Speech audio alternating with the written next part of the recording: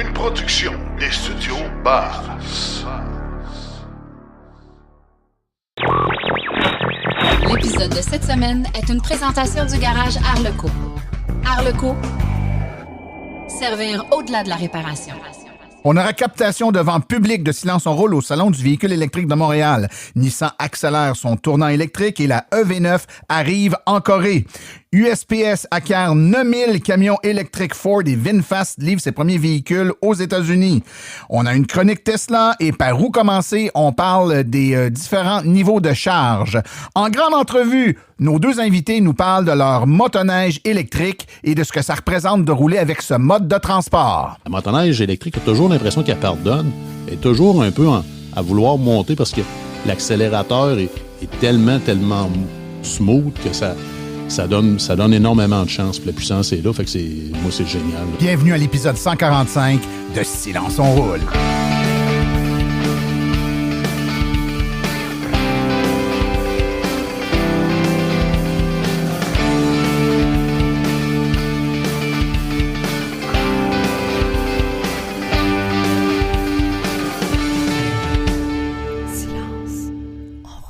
Bonjour tout le monde, mon nom est Martin et c'est avec passion et plaisir que j'anime Silence on roule, le balado dédié 100% aux voitures électriques. Silence on roule est également le fier partenaire de l'Association des véhicules électriques du Québec.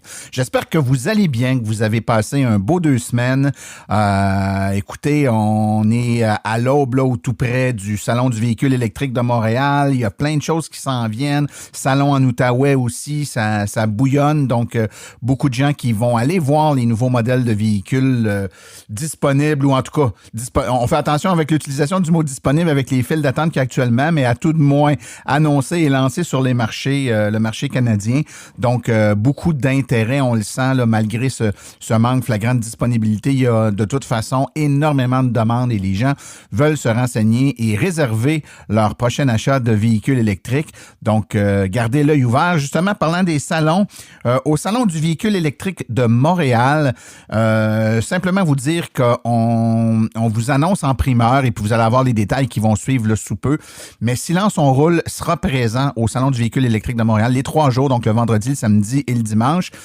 On va avoir une table et nous allons organisé, il y aura des entrevues qui seront captées pour Silence on roule live devant public. Donc, des manufacturiers, des exposants du salon vont venir nous parler de leurs produits. On va faire des entrevues. Je vais être là, mais je vais être accompagné également de quelques chroniqueurs de Silence on roule. C'est un excellent moment, soit dit en passant, pour venir nous rencontrer, nous serrer la pince. Pas pendant l'enregistrement, évidemment, mais avant et après. On pourra vous serrer la pince, discuter avec vous. Ça va vraiment nous faire plaisir.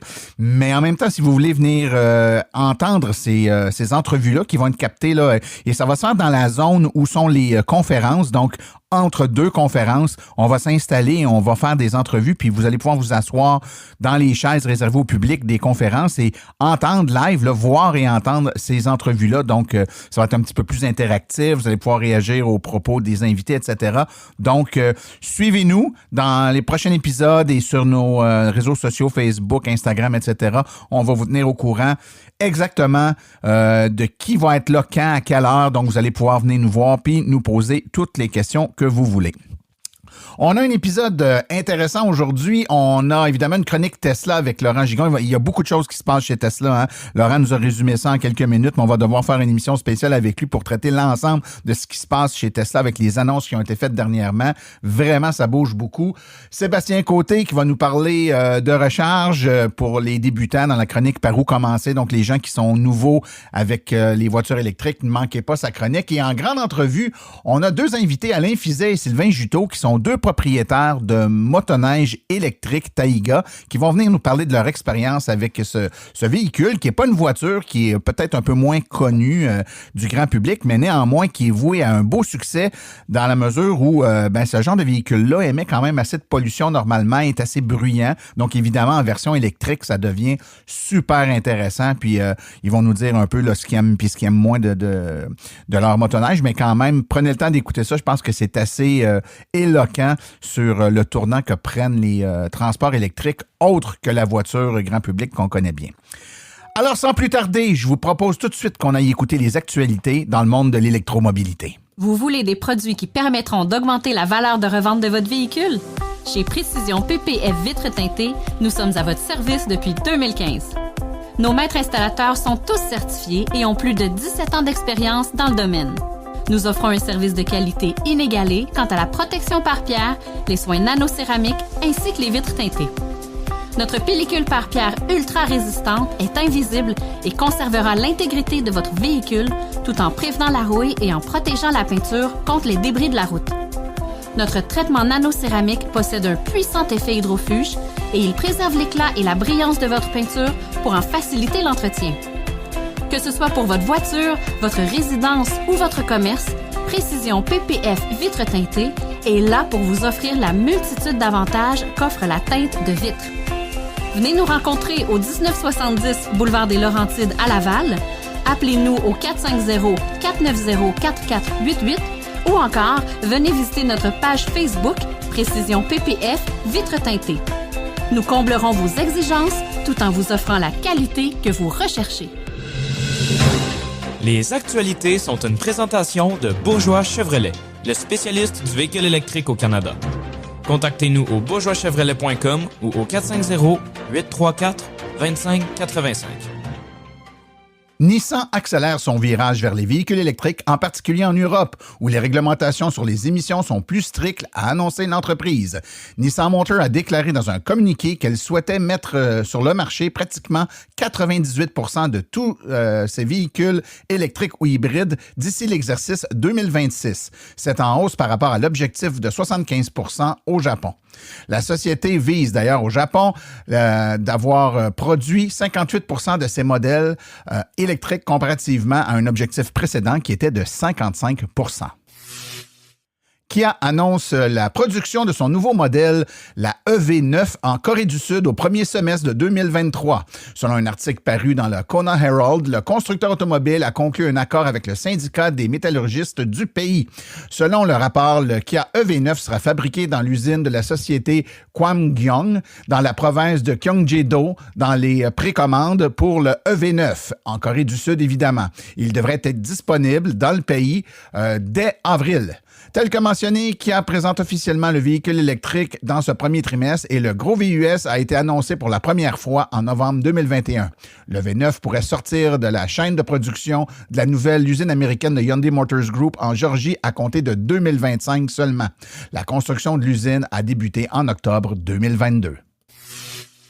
Il n'y a pas de pénurie de camions électriques à l'horizon et Fisker publie de nouveaux détails sur son prochain pick-up nommé Alaska. S'exprimant lors d'une rencontre des médias à Henrik, Fisker a parlé du futur portefeuille de la société, car le constructeur automobile souhaite éventuellement vendre 1 million de véhicules par an. Bien que cela ne puisse se produire du jour au lendemain, les dirigeants ont développé un nouveau modèle avec des nouveaux segments et ils ont déclaré que les nouveaux véhicules présenteraient dans au moins 4 catégories uniques. Fisker n'a pas donné de détails, mais a mentionné le cabriolet Ronin ainsi que le pick-up Alaska. Le dirigeant a déclaré qu'il avait hâte de dévoiler ce dernier car il présenterait des caractéristiques étonnantes qui n'ont jamais été présentées sur une camionnette auparavant. Selon Henrik Fisker, la camionnette électrique est toujours en développement et il est convaincu que le modèle de production sera beaucoup plus radical.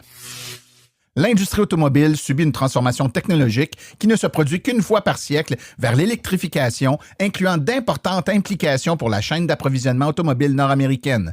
Les constructeurs automobiles du monde entier s'engagent à investir d'ici 2030 environ 1,2 milliard de dollars pour l'électrification à l'échelle mondiale afin de fabriquer des dizaines de millions de véhicules électriques. Cette transformation crée une occasion générationnelle de bâtir une chaîne d'approvisionnement nord-américaine intégrée et résiliente pour les véhicules électriques soutenue par l'accord États-Unis-Mexique-Canada. Compte tenu de l'importance de l'industrie automobile pour l'Amérique du Nord, avec une production annuelle approchant les 15 millions de véhicules en 2022, il est essentiel que le Canada, le Mexique et les États-Unis travaillent ensemble pour assurer une transition en douceur vers l'électrification. L'industrie automobile est concurrentielle dans le cadre du marché nord-américain et le tout est hautement intégré. Le succès de l'industrie a été rendu possible grâce à un accord de libre-échange nord-américain et maintenant l'accord de libre-échange entre le Canada, le Mexique et les États-Unis, ce qui offre une certitude étude de stabilité à l'industrie. Le traitement en franchise de droits accordés aux véhicules et pièces originales sont améliorés et l'intégration de la chaîne d'approvisionnement est encouragée et les investisseurs de l'Amérique du Nord voient le tout d'un œil positif, tout en se détachant de notre dépendance envers les pièces et une chaîne d'approvisionnement qui est grandement, pour le moment, encore asiatique. USPS, l'équivalent de Post Canada mais aux États-Unis, achètera plus de 9000 camions de livraison Ford en 1 an après un plan initial d'achat de véhicules principalement à essence qui a suscité beaucoup de controverses.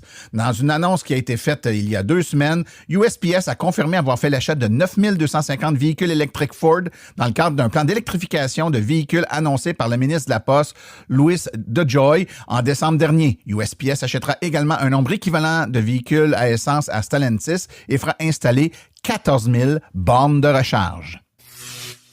Le constructeur automobile vietnamien VinFast a annoncé la semaine dernière avoir livré les 45 premiers véhicules utilitaires sport VF8 City Edition entièrement électriques à des clients américains dans ses 9 concessions en Californie. Cela marque l'entrée officielle de la société sur le marché nord-américain, a déclaré VinFast dans le communiqué. Le véhicule City Edition continueront d'être livrés aux clients dans les magasins VinFast par le biais d'un service de livraison à domicile, et ce tous les jours. 999 VF8 ont été importés aux États-Unis en décembre dernier. En édition limitée, le VF8 City Edition est livré avec une offre de financement spéciale pour les clients. Les modèles VF8 City Edition Eco et Plus offrent respectivement une autonomie de 333 et 307 km selon l'EPA. Selon une analyse, l'autonomie des véhicules électriques a augmenté et elle pourrait égaler l'autonomie des véhicules à combustion interne au cours des 18 prochains mois. Cela confirme que plus d'acheteurs pourraient remplacer leur modèle à combustion par des véhicules électriques et que l'anxiété liée à l'autonomie pourrait diminuer. Ces conclusions proviennent de la société d'analyse de données Wejo Group Limited, basée au Royaume-Uni, qui a utilisé des données réelles provenant de voitures électriques. Les résultats se basent sur des données de trajets de véhicules effectués par plus de 11 millions de véhicules à travers les États-Unis.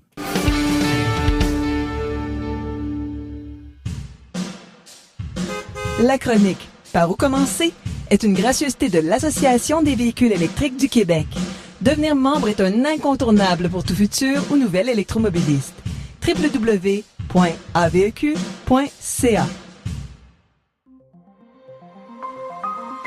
Par où commencer? Avec Sébastien Côté.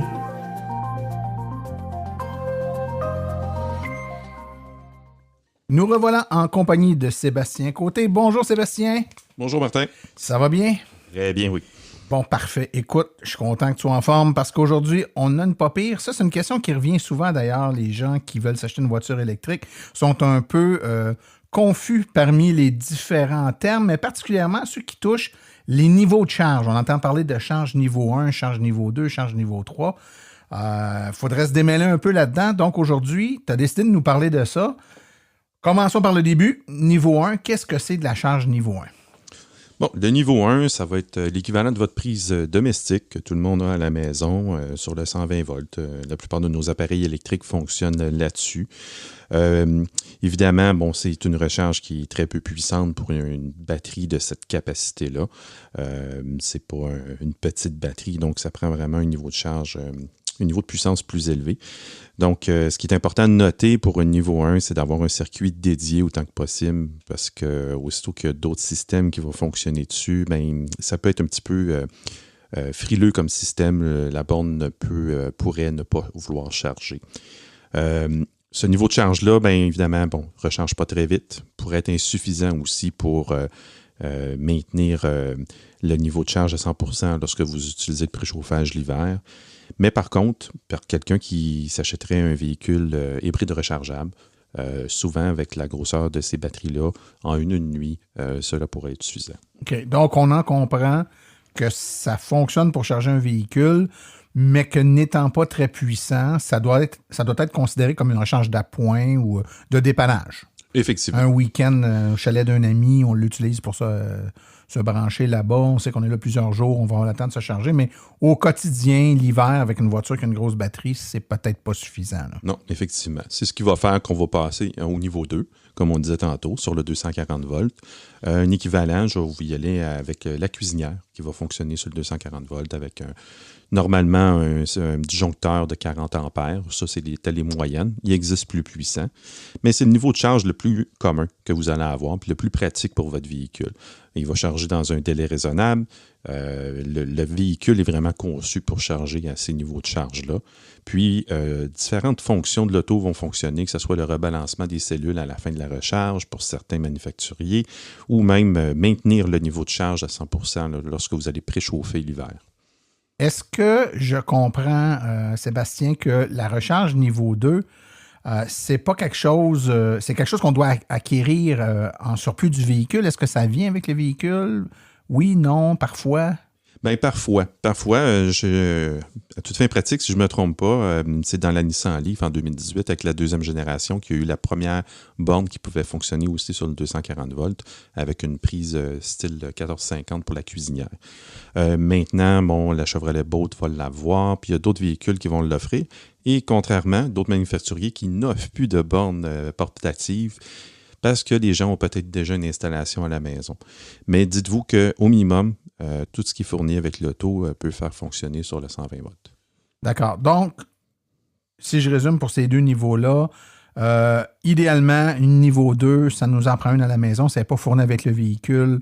On devrait s'en procurer une qu'on va faire installer à la maison pour être capable de changer adéquatement le véhicule. Sinon, le niveau 1, un bon dépannage, à moins d'avoir une batterie plus petite comme dans les hybrides rechargeables, il faut que ça soit considéré comme du dépannage. Fait que je pense. Et dans les deux cas, on est dans la recharge en courant alternatif. Donc, c'est directement branché là, dans une prise de courant de la maison, là, donc l'électricité de la maison.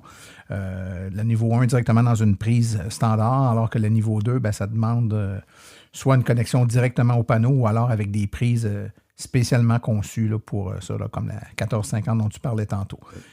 Je pourrais peut-être juste rajouter au niveau 2, vous allez l'entendre aussi, à la maison, on va parler de 240 volts. Le niveau 2, on va l'utiliser plus au niveau de la recharge publique.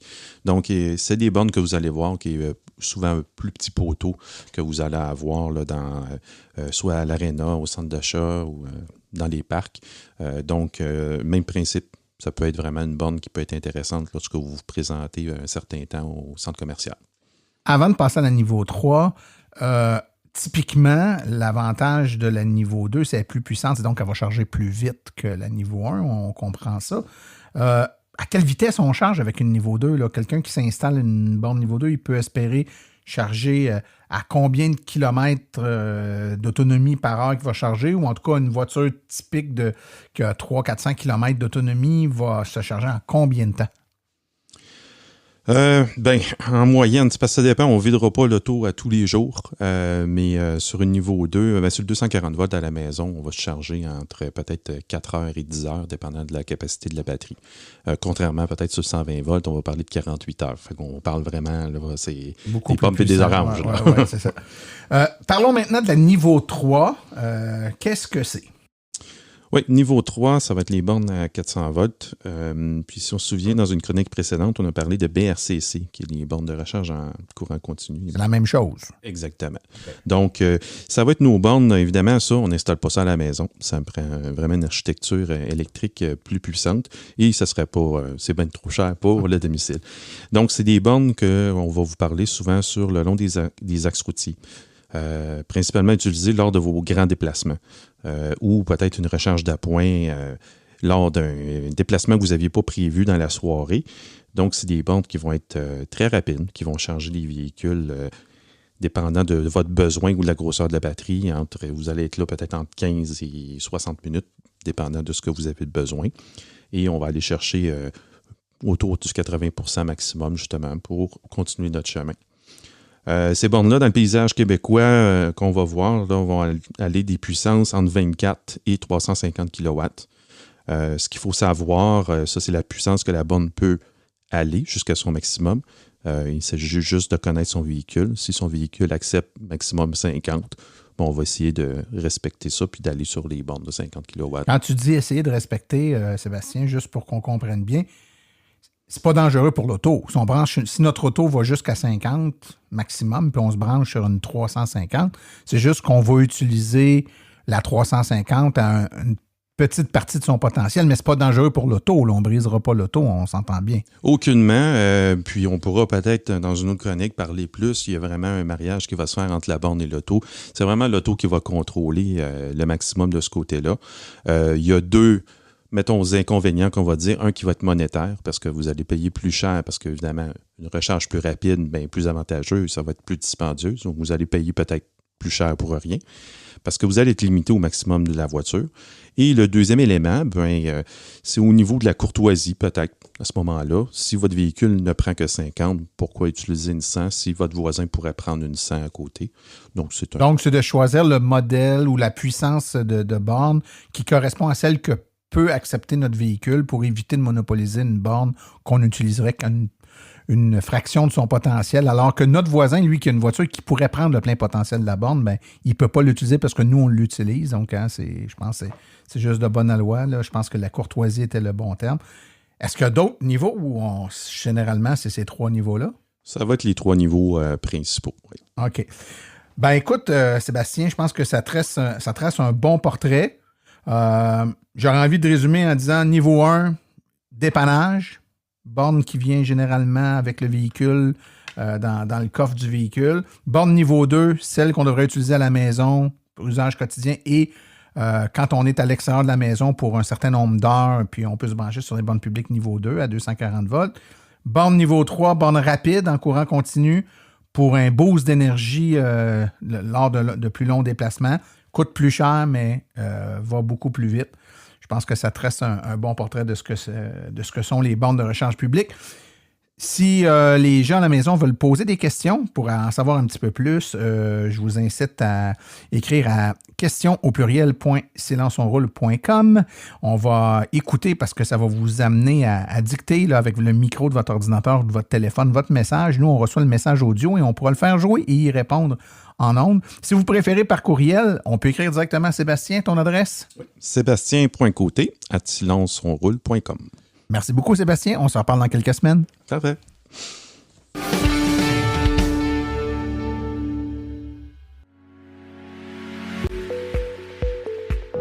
Vous venez de faire le saut vers l'électrique et devez réfléchir à vos recharges. Vous voulez une borne au chalet? Vous voulez une solution rapide et sans embûches? Il n'y a qu'une solution, Hydro-Solutions. Depuis plus de 60 ans, Hydro-Solutions est une entreprise québécoise de confiance. Vous les connaissez pour les chauffe-eau, mais ils offrent également un service clé en main pour les bornes de recharge. C'est définitivement l'avenue à privilégier afin de faire affaire avec une entreprise d'expérience qui s'occupera de tout. Demandez une soumission gratuite et sans engagement de votre part au www.hydrosolutions.com. Une seule visite sur leur site web vous permettra de constater la simplicité avec laquelle vous pouvez entamer une démarche afin qu'ils prennent tout en charge. L'analyse de votre situation, l'installation d'une borne de qualité par un installateur certifié et même, au besoin, le financement sur 24 ou 48 mois. Par la suite, en cas de problème, leur équipe d'experts est là pour vous. Hydro-Solutions, leur mission, vous simplifier la vie.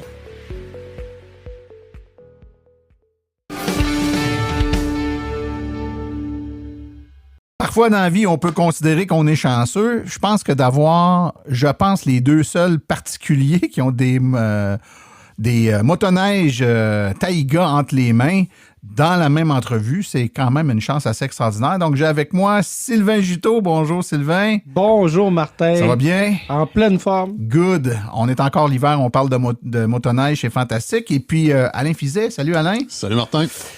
Écoutez, les gars, je m'en allais dire, avant de commencer l'entrevue, je vous ai invité, vous êtes les deux seuls que je connais qui en a une, mais finalement, vous êtes les deux seuls qui en avaient une, à part des entreprises. Hydro-Québec en a quelques-unes. On sait qu'il y a des organismes qui en ont commandé. Il n'y en a pas des tonnes. On regardait les immatriculations confirmées par la SAC à la fin 2022. C'était quoi, 7 ou 9. 7 ou 9, là, ouais, on était en bas de 10. Donc, il n'y en a quand même pas des tonnes. Mais vous autres, vous en avez une. Quel modèle vous avez? Donc, est-ce qu'il y a plusieurs modèles? Puis quel modèle vous avez? Je pense à toi, Sylvain. Moi, j'ai la Taiga Nomade, qui est un peu comme la motoneige utilitaire. Puis c'est le seul modèle qui est en production. OK, je sais qu'ils ont deux autres modèles, le Atlas et le Echo. Il y en a un que c'est comme un modèle de trail, de touring. Puis un autre, c'est un modèle de montagne. Mais à ma connaissance, ils ont juste des prototypes.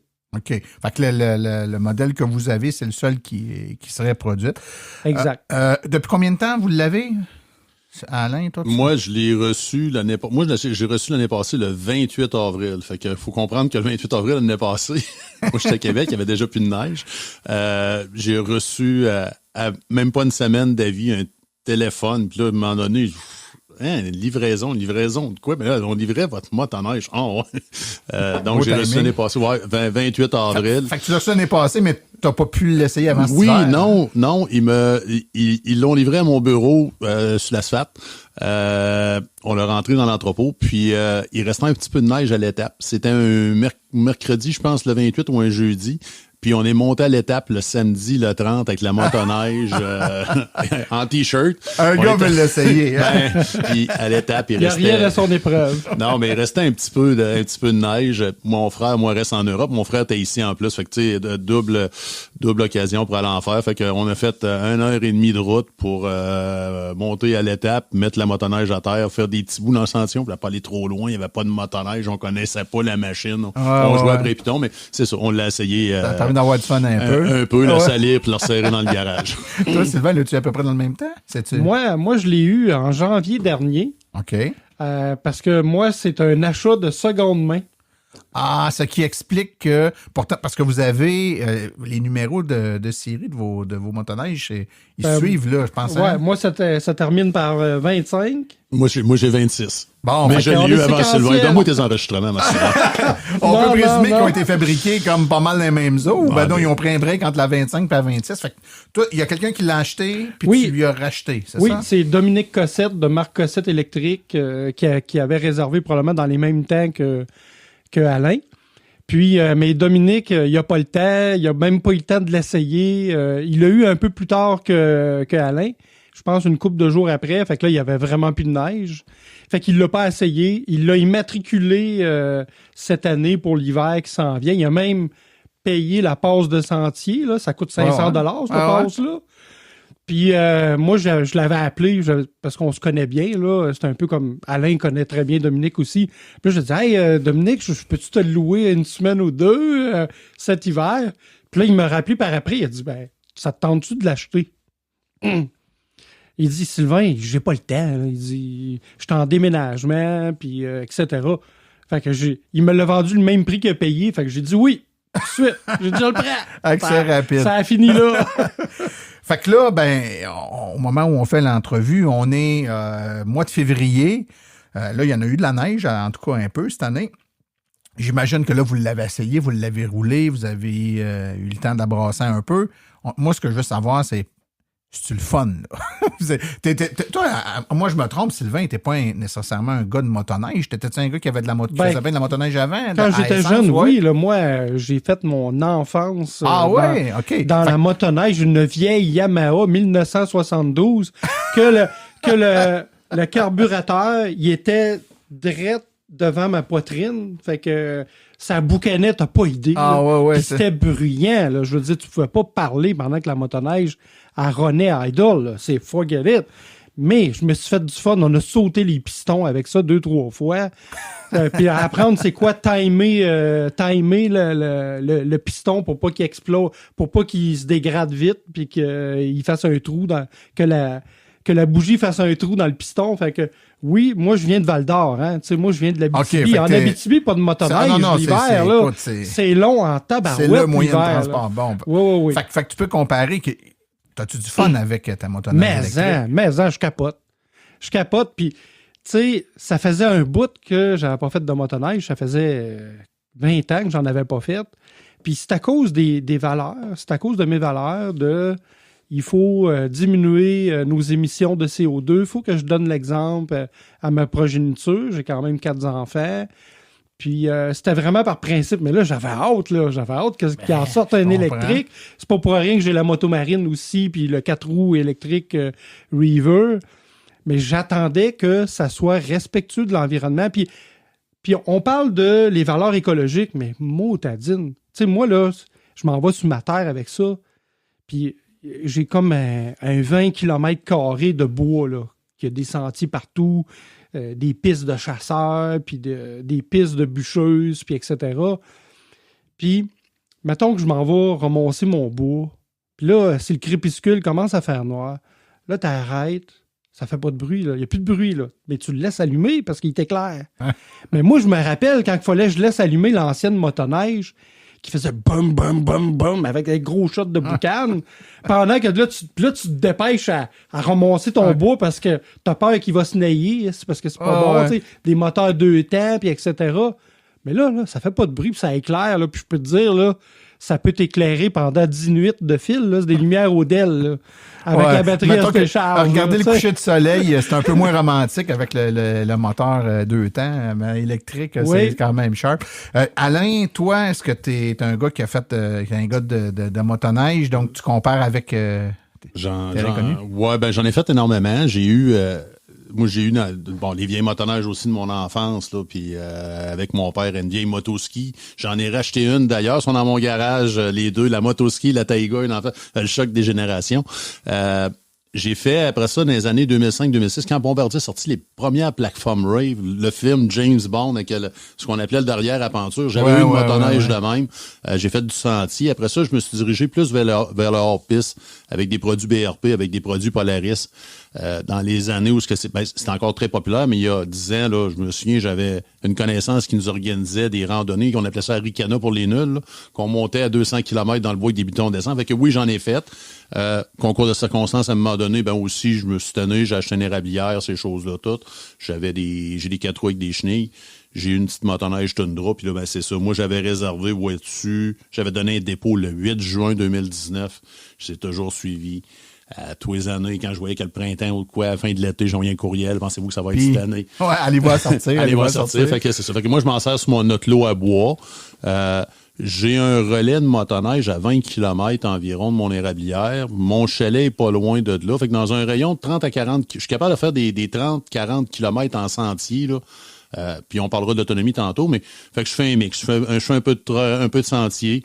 Puis à l'érablière, là, je m'en promène, j'ai fait les champs, j'ai essayé leur piste, les choses dans une toute. Fait que c'est très surprenant au niveau il y a la douceur. Le moteur électrique est tellement doux que tu as toujours une petite motoneige quand tu veux donner trop de gaz, elle veut caler ou elle veut pas embarquer. La motoneige électrique a toujours l'impression qu'elle pardonne. Elle est toujours un peu à vouloir monter parce que l'accélérateur est tellement smooth que ça donne énormément de chance. Puis la puissance est là. Fait que c'est génial. Là. C'est super. C'est le torque instantané comme les véhicules conventionnels. C'est ça. C'est ce à quoi je m'attendais comme en tant qu'électromobiliste aguerri. On l'est tous les trois. Ben, je m'attendais à ça dans la motoneige. Tu as trouvé l'équivalent à la motoneige de ce qu'on a trouvé dans la voiture. Puis un point aussi, ben évidemment, le capot en avant, ben c'est une décoration. Là. Il n'y a pas de moteur comme un moteur conventionnel que tout le poids est en avant. Fait que la motoneige, elle flotte. Parce que les motoneiges conventionnels, même les motoneiges faites pour aller dans la neige, souvent le devant a tendance à caler, puis là, la neige, elle vient par-dessus. Mais avec la Nomade, ça fait pas ça. Fait que ça fait que c'est une motoneige qui flotte dans la neige. C'est sûr que c'est une motoneige qui est lourde pareil, parce qu'il y a une batterie de 21 kWh pareil. Fait que si tu restes pris, t'as besoin d'avoir des bons bras, là. C'est presque une batterie des livres première génération. Là. Oui, c'est incroyable pareil. Puis ils l'ont densifié, évidemment. On voit que toute l'innovation technologique est là. Et là, ouais. On va parler un peu des spécifications du véhicule en question. Donc, l'autonomie qu'annonce Taiga, c'est une centaine de kilomètres. Je ne me trompe pas, ça fait quoi en réalité? Là? Entre l'annoncé et la réalité? 100 km, c'est irréaliste. Là.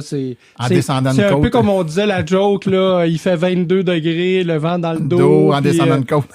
Quasiment, là, mais je pense que réaliste, c'est même en étant agressif en mode sport, on fait un 50-60 km sur une charge. Je pense que toi, tu m'avais dit que tu avais eu la patience de rouler en range. Moi, j'ai fait un peu justement, là, parce que c'est un peu... On réussit pas à avoir notre consommation instantanée là, au compteur. On l'a demandé, ça va certainement arriver lors d'une prochaine mise à jour. Fait que tu vois ton état de batterie, le pourcentage. T'as le gasometer, parce que c'est pas un compteur, c'est un compteur Tesla, là, fait que lui, c'est le jour de la marmotte, à tous les jours, il revient à 100, là, mais c'est pas ça qu'il fait. J'ai réussi, moi, à faire un 30 km en perdant 40 km affichés sur le véhicule. Fait que ça pourrait peut-être me pousser dans le coin d'un 75-80 km. Puis là, il faut comprendre que c'est une motoneige. Fait que quand tu es en sentier, les conditions de sentier, ce qu'on appelle du terrain, les affaires de même. Fait que tu sais, je peux, dans une même section du sentier, avoir des vitesses de 20 à 25 km/h de plus avec l'accélérateur à la même place selon les conditions de sentier. Donc, moi, je pense, mais sur le lot à bois, tu donnes pas de misère. Fait que, tu le vois, on voit le kilowatt qu'on a instantanément, mais on n'a pas de moyenne. Mais, tu sais, moi, samedi, j'ai travaillé toute la journée dans le bois, puis je pense que j'ai fait 20 km, puis j'avais pris 30 km d'autonomie sur la batterie. Puis là aussi, il faut se rendre compte que c'est une histoire de conditions de batterie. Je l'ai fait un coup partir d'un endroit qui n'était pas branché, donc avec une batterie qui était froide. Fait qu'avec 50 km au compteur, ben, je peux te dire que le premier 5 km, j'en ai perdu 15. Ouais. Tandis que quand la batterie est conditionnée, ben, je suis pas loin de ça. Là. Fait que Sylvain, ça ressemble à ça, toi? Ça ressemble à ça, puis je te dirais que c'est le temps, le run time, hein? C'est plus le nombre d'heures que tu peux rouler, dépendant de ce que tu fais. C'est sûr que tu t'en vas dans un sentier de motoneige, puis tu roules 80 km/h. Ben, écoute, tu vas peut-être faire 60 km, fait que tu rouleras même pas 40-50 minutes, là, tu sais, on s'entend. Ouais. Mais, tu sais, dimanche dernier, avec mes 2 enfants, on était 3. On a fait un petit peu de sentier parce que pour se rendre à mon terrain, il faut passer par les sentiers de ski moteur. Mais le gros, là, on a fait de la poudreuse, de la neige folle. On a un lac, fait qu'on a été dans le lac, puis là, de la slush, puis... Tu sais, puis vraiment des conditions qu'on est habitué de voir en motoneige. Puis écoute, on a fait toute l'après-midi assez là qu'on n'était plus capable. Là. Vite, on s'en va manger au restaurant. Là, on meurt de faim. Puis là, tu sais, les petits, là, c'est genre, ah ouais, en traîneau en arrière. Puis on s'est pris une couple de fois. Puis là, on se retrouve dans 4-5 pieds de neige. Là, c'est drôle. Tu sais, Gentille, ma petite fille, elle a 8 ans, puis, écoute, elle avait jusqu'au cou. Tu sais, puis, mais écoute, on a trippé, puis on a fait vraiment là, 4 heures de temps. Là, tu parlais, Sylvain, que tu tirais les enfants. Je veux qu'on parle justement de remorquage. Toi, ta terre à bois, est-ce que tu remorques avec? J'ai remorqué. Elle est vendue pour avoir une charge jusqu'à 1250 livres. Mais là, il faut comprendre qu'il faut être imaginatif un peu pour se faire des attelages parce qu'on n'a pas rien de compagnie. Là, fait qu'on... C'est incroyable, il y a 0 accessoire. Il y a 0 accessoire. Ben, je comprends qu'ils ont d'autres priorités, là, mais tu sais, fait que bon, moi, je me suis pris un petit morceau de tuyau avec un attelage que je me suis ramassé. Même chose pour les miroirs. Il fallait que tu te patentes des affaires. C'est ça, c'est jobber, là. Ouais, mais ça tire. Mais ça tire, mais tu le sens pas. Puis moi, j'ai une gratte. Je gratte sur la terre, là. J'ai une gratte en acier, mais j'ai des grattes avec des pneus. Puis sérieusement, ben, encore là, tu sens pas ça, tu as vraiment la même sensation qu'avec un véhicule électrique quand tu traques. La différence, par exemple, tantôt tu parlais de puissance. Tu sais, une motoneige, une 2 temps ou une 4 temps, ça a du pouvoir. Tu n'auras pas une différence aussi énorme d'une motoneige à combustion qu'une motoneige électrique versus quand tu passes dans un véhicule. Quelqu'un, la première fois qu'il embarque dans ce véhicule électrique, tu restes surpris. Tu vas l'avoir avec la motoneige électrique, mais c'est pas aussi grand. C'est pas aussi grand. C'est pas aussi grand, mais on n'a pas le plus gros moteur. On a parce qu'on n'a pas de configuration. On a le modèle du milieu. Ouais. C'est 120 HP le moteur, c'est 90 ça? HP. Oui, mais il y a un modèle plus fort, mais lui, il n'est pas disponible encore. Il pense pas. Moi, de ce qui me manque, c'est toute réserve. Ils m'ont même dit, Alain, les paramètres que tu as là sont barrés parce que ils pourraient tout arracher. Là. Fait que ça pour l'instant, les cas, ça cadre la fameuse version 120 HP, je sais pas trop quoi. Les cas. Pour l'instant, moi, de ce qu'ils m'ont dit, ça semblerait qu'ils vont faire un bon bout avec la chose que là. Puis comme je te dis, ils sont capables là, de... Puis tu sais, on le voit sur vidéo, là, il y en a une motoneige là, qui on a fait, ça a fait du drag une année à sa mère toute, là, puis les gars pluguent l'ordinateur sur ça, là, puis ils sont capables de débarrer. Ouais, ils sont capables de mais Martin, là, parlons de performance, là, c'est une motoneige avec une longue track, là, je sais pas comment 154 pouces, c'est la même chose que une 154, c'est la même chose que les Summit puis les Polaris, ce qu'on appelle les motoneiges de montagne. Okay. C'est ça, puis écoute, ça monte à 95-100 km/h dans le temps de le dire. C'est en mars, là, rendu en motoneige. Vous voyez pas, non, mais là, lui, Alain fait le pouce par en haut, on le dira pas trop. Je pense qu'il y a eu des tests qui se sont faits sans zone sécuritaire. Sans zone sécuritaire, 108. Mesuré au GPS? Ou, ça, on parlait de... Tantôt, tu disais...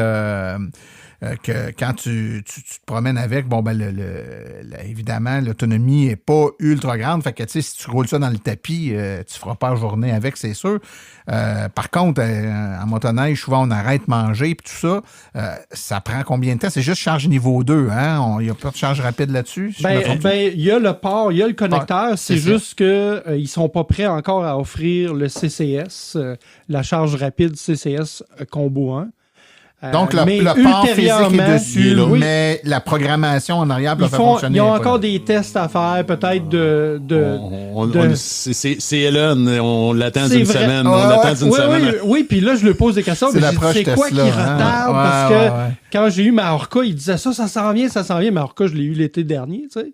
Puis là, je suis rendu à 6 mois plus tard, puis là, j'ai l'impression que c'est le jour de la barbotte, là, tu sais. Pourtant, il fait plus frette, là. Donc, vous êtes pris pour la charger sur une niveau 2. On la charge sur niveau 2. Ça prend combien de temps la charger quand 3 heures. 3 heures, 3 heures et demie. Ça, c'est de vide à plein. Ouais.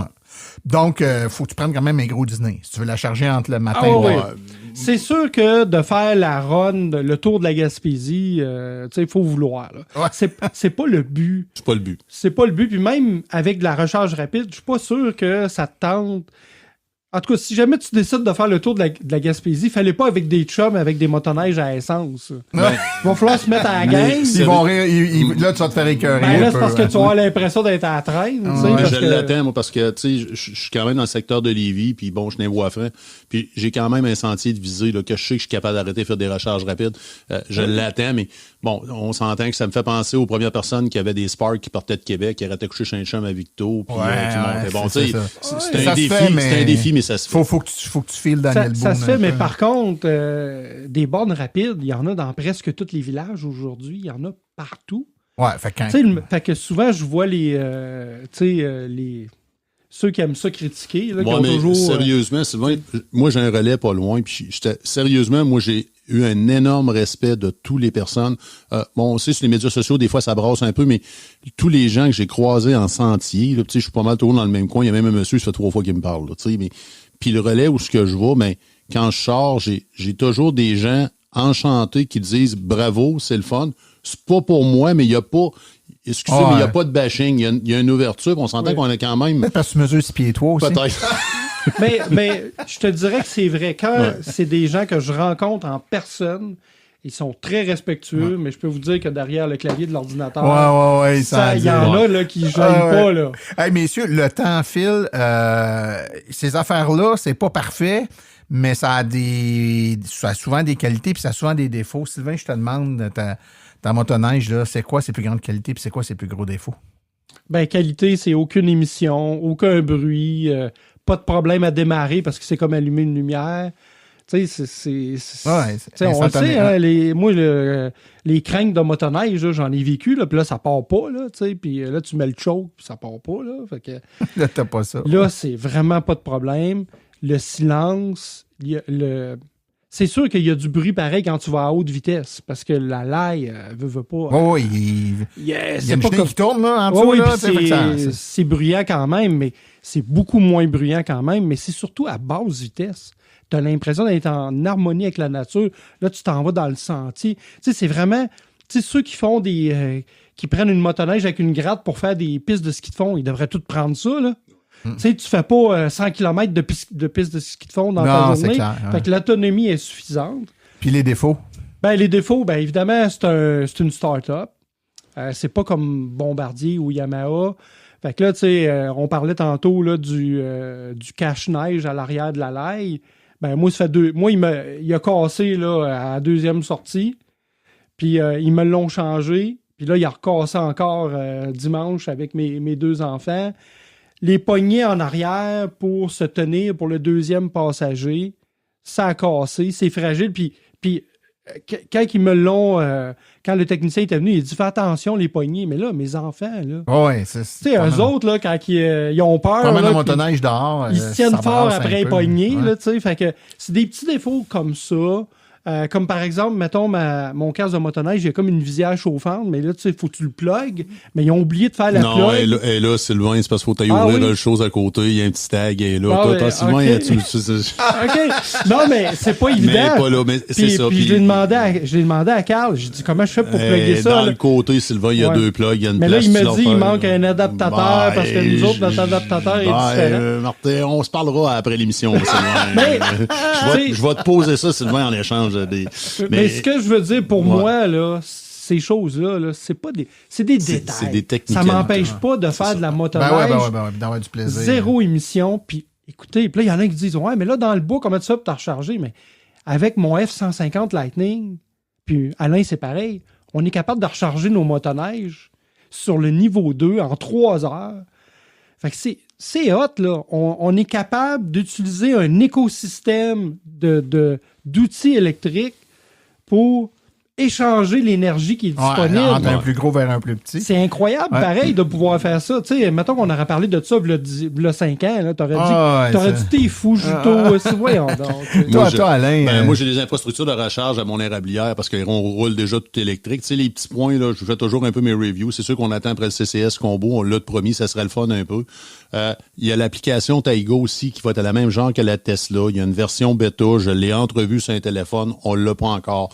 Fait qu'on va pouvoir contrôler la motoneige, les choses. Ça serait des choses à voir. Il paraît que l'application, en passant, c'est imminent. C'est comme le CCS combo. Ça va être avant la recharge rapide. D'accord, j'ai hâte de voir. C'est ça. Je pense que, comme Sylvain l'a dit, le zéro émission, pas chauffé. Moi, je l'ai vécu l'autre semaine, le moins 30 dans un garage pas chauffé. Quand t'arrives partir les 4 roues, là, puis le motoneige va te peser dessus, puis c'est juste d'enlever le moton de glace en dessous. Fait que c'est ça. C'est dur un peu à virer. On le sait que ce qu'ils m'ont dit, c'est que la prochaine génération, les patins avant vont être différents un peu de ce qu'on a. C'est pas la joie pour virer, étant donné que c'est déjà une grande chenille tout, malgré que le poids est très bien réparti. On l'a dit tantôt, là, t'as pas de compteur trip A, trip B, ta consommation en kilowatts. Si nous autres, on roule, on est on aime ça, faire des statistiques un peu. Mais le kilowattheure, là, c'est comme je dis tout le temps. Donne-moi du data. Donne-moi du data. Mon téléphone cellulaire, quand je le prends le matin, je veux pas savoir s'il va marcher 8 heures ou 5 heures, je veux savoir le pourcentage de la batterie. Fait que c'est un peu la même chose. Quand faut que si on arrête notre motoneige puis on la branche puis est en mode veille, ben le chargeur s'active pas. Tu sais, il y a des petits irritants, mais on réussit tout le temps. On voit qu'il y a une volonté. On voit qu'ils ont été pris aussi dans la chaîne d'approvisionnement. On voit les autres joueurs qui arrivent.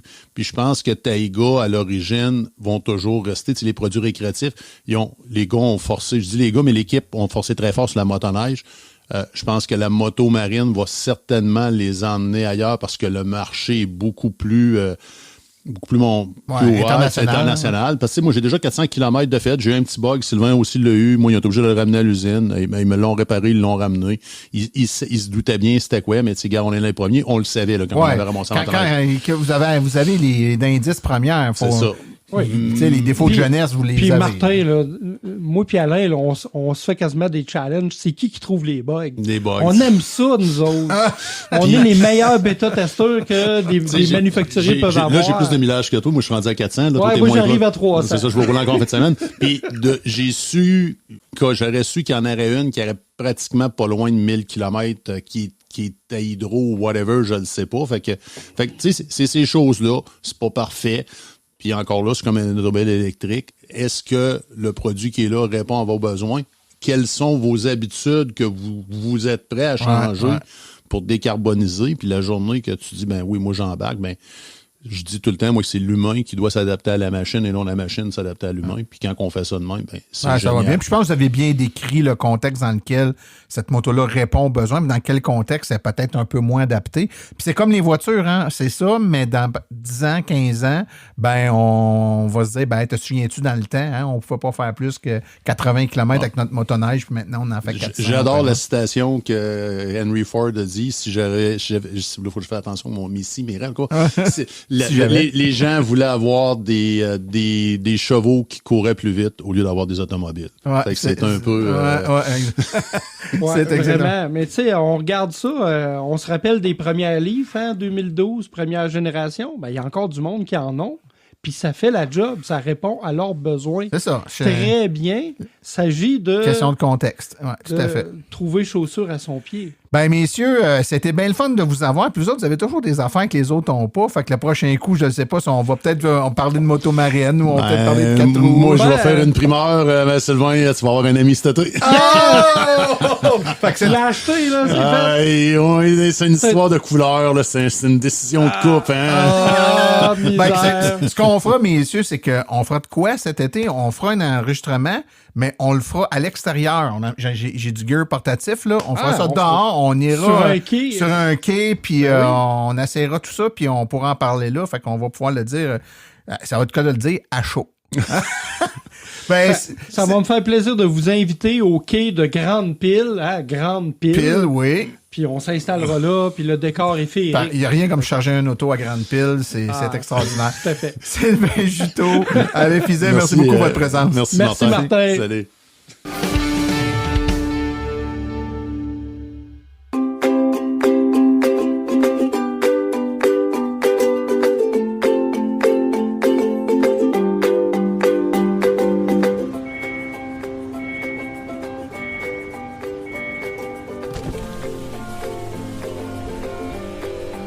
C'est vrai que ça brise moins, mais il y a quand même un minimum d'entretien à faire sur nos voitures électriques. Quand est venu le temps de faire l'entretien de mon véhicule, j'ai choisi de faire confiance à l'équipe d'Arleco plutôt que le concessionnaire.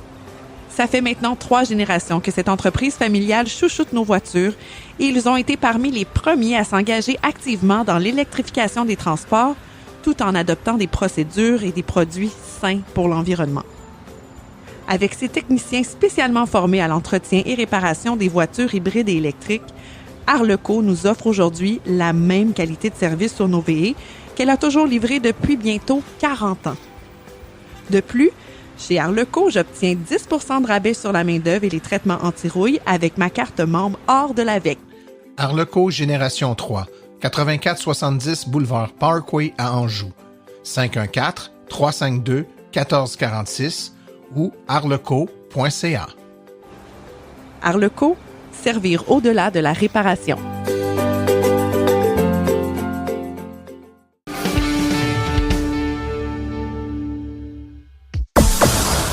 La Chronique Tesla est une présentation de Fizz Électrique, votre seul arrêt pour tous vos projets stratégie d'infrastructure électrique. Fizz Électrique, membre de la CEMEC. 418-836-8661 ou fize.ca. How do you plan a business where you know, the rocket business, you know some of these things are going to blow up on the launch pad? How does the business plan work? I don't really have a business plan. Chronique Tesla avec Laurent Gigon. Le 1er mars dernier a eu lieu la journée des investisseurs.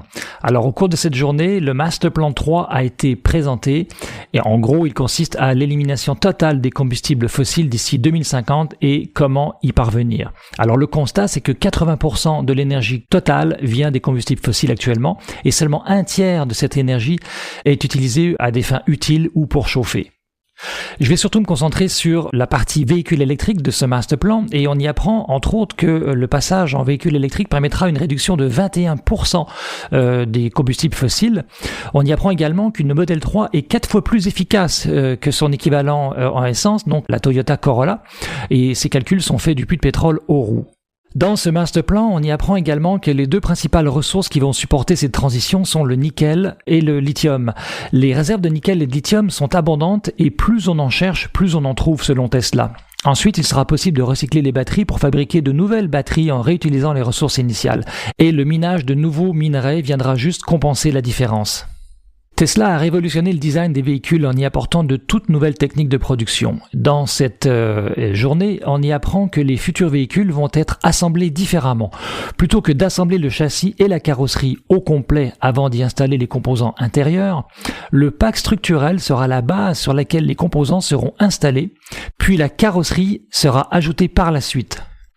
Cette nouvelle technique de production permettra un meilleur accès au véhicule jusqu'à la fin et fera économiser de l'espace sur les lignes d'assemblage. Une réduction d'espace de plus de 40% pour accomplir ces tâches et un coût réduit de 50%. L'unité d'entraînement a été sujette à des améliorations constantes depuis le modèle S. Aujourd'hui, le modèle Y est le véhicule qui offre la meilleure efficacité énergétique de sa catégorie en faisant presque 25% mieux que son concurrent direct, le ID.4. Toujours selon Tesla, entre 2017 et 2022, le groupe motopropulseur du modèle 3 est 20% plus léger, contient 25% moins de terres rares, 75% plus petit et 65% moins cher. Une des recettes secrètes est la fabrication sur mesure des microprocesseurs et de l'électronique de puissance, et le développement maison des logiciels et matériels. La prochaine génération de moteurs ne contiendra même plus aucune terre rare et sera moins chère à produire et encore plus efficace que la gamme actuelle. Sur le modèle S, Tesla concevait 20% de ses microcontrôleurs. Sur le modèle Y, c'est 61%. Et ce sera entre 85 et 100% pour la prochaine génération de véhicules. En termes d'innovation, rappelons qu'il est inutile de chercher la boîte à fusibles dans votre modèle 3 ou modèle Y car il n'y en a pas. La marque a opté pour des fusibles électroniques qui se réamorcent tout seuls.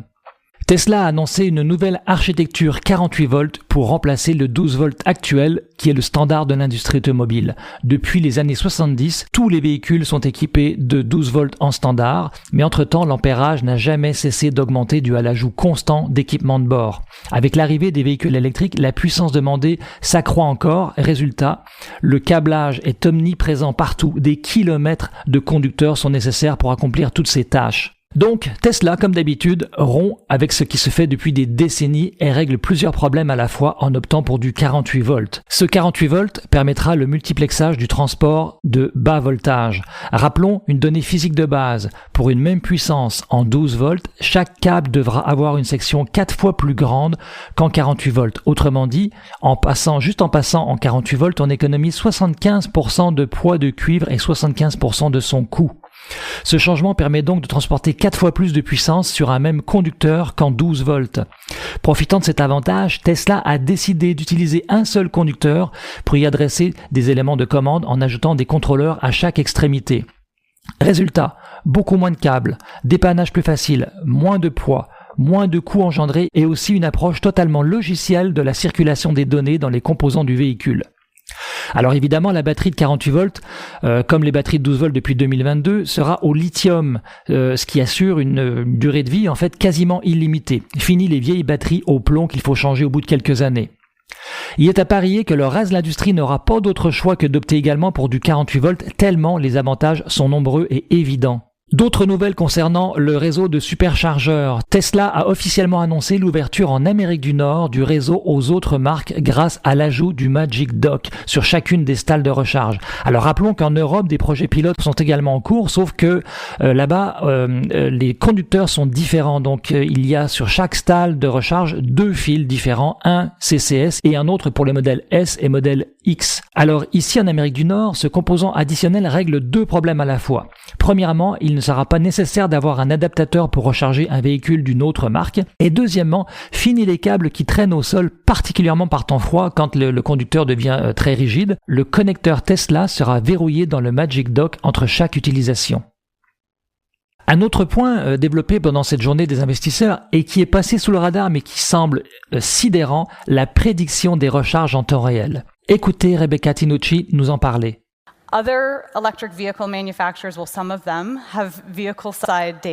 Certains fabricants automobiles ont les données de leurs véhicules. Les fournisseurs d'infrastructures de recharge ont les données de leur site. Mais nous avons les deux.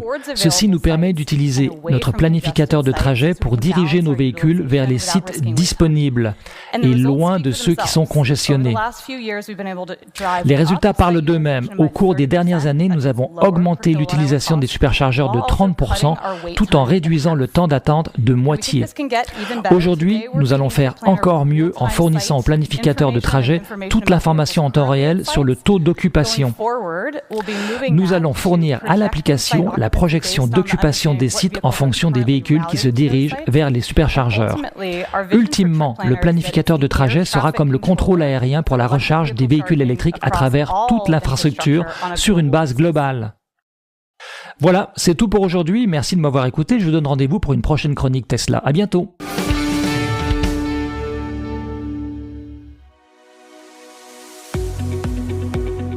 Avec le coût du carburant qui explose et l'enjeu climatique à nos portes, c'est le moment de se tourner vers des solutions durables. Chez Cubex Équipement, nous accompagnons les municipalités et les entreprises à faire ce virage vert en offrant des options 100% électriques. Depuis 2021, le Max-EV a fait son entrée remarquée sur le marché des véhicules utilitaires électriques compacts à basse vitesse. Il se distingue largement de la compétition.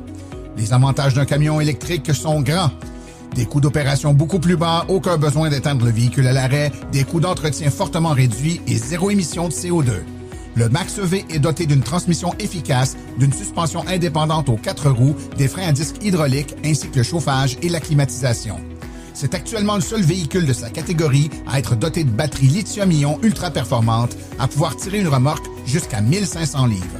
Boîte ouverte, benne basculante, boîte cargo ou porte-échelle, Cubex Équipement saura vous fournir le modèle de Max-EV qui saura faciliter votre travail au quotidien. Le Max-EV est éligible à une subvention de 12 500 $. Pour en savoir plus, contactez-nous au 1-877-GO-CUBEX ou visitez le www.cubexltee.com.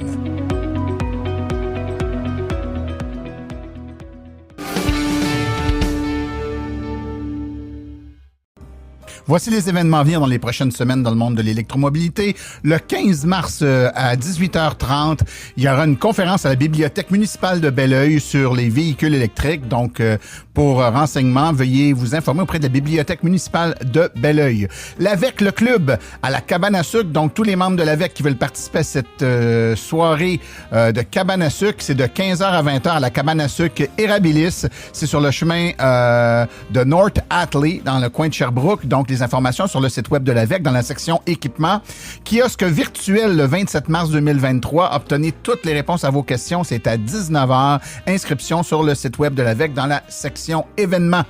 Le relais électrique débarque au Salon du véhicule et du loisir électrique de l'Outaouais. C'est du 31 mars au 2 avril. C'est au complexe Branchot, Brière. Donc, pour information, encore une fois, le site web de l'AVEC. Le relais électrique débarque au Salon national de la femme de Montréal du 14 au 16 avril 2023 au Palais des Congrès. Salon du véhicule électrique de Montréal, c'est du 21 au 23 avril. Évidemment, l'AVEC sera là et Silence on roule également sera là. Donc, c'est au Stade olympique sur Pierre de Coubertin. Et finalement, conférence studio de la Bibliothèque multiculturelle de Laval sur les véhicules électriques. C'est le 20 juin à 19h30 à la Bibliothèque multiculturelle sur le boulevard Chaumédé. Ceci conclut la diffusion d'aujourd'hui. Remerciements sincères à nos invités et collaborateurs, c'est-à-dire aujourd'hui Sylvain Juteau, Alain Fizet, Sébastien Côté et Laurent Gigon. À la recherche, Martin Archambault, Stéphane Levert. Merci à nos chroniqueurs Stéphane Levert, Claude Gauthier, Laurent Gigon, Philippe Corbeil, Sébastien Côté, Cédric Ingrand et Nicolas Lambert. Aux communications, Marie-Hélène Hamelin, thème musical, François Villot, Luc Poirier et Marie-France Falardeau. Réalisation et production, les studios Basses. Un gros merci à Arleco, notre commanditaire principal, ainsi qu'aux autres annonceurs qui rendent l'émission possible, c'est-à-dire Hydro Solutions, Précision PPF Vitre Teintée, La Réserve Bière et Saveurs, Boco Eco, Fizz Électrique, Bourgeois Chevrolet, ainsi que l'Association des véhicules électriques du Québec. La reproduction est permise, mais nous apprécierions en être avisés. Les questions sur le balado doivent être adressées à martin@silenceonroule.com. Pour l'information générale sur les voitures électriques, visitez plutôt le www.aveq.ca. Vous avez également accès aux archives de nos épisodes au archives.silenceonroule.com et vous avez accès à notre boîte vocale à question.silenceonroule.com. Mon nom est Martin Archambault et d'ici le prochain balado, j'espère que vous attraperez la piqûre et direz vous aussi, silence, on roule.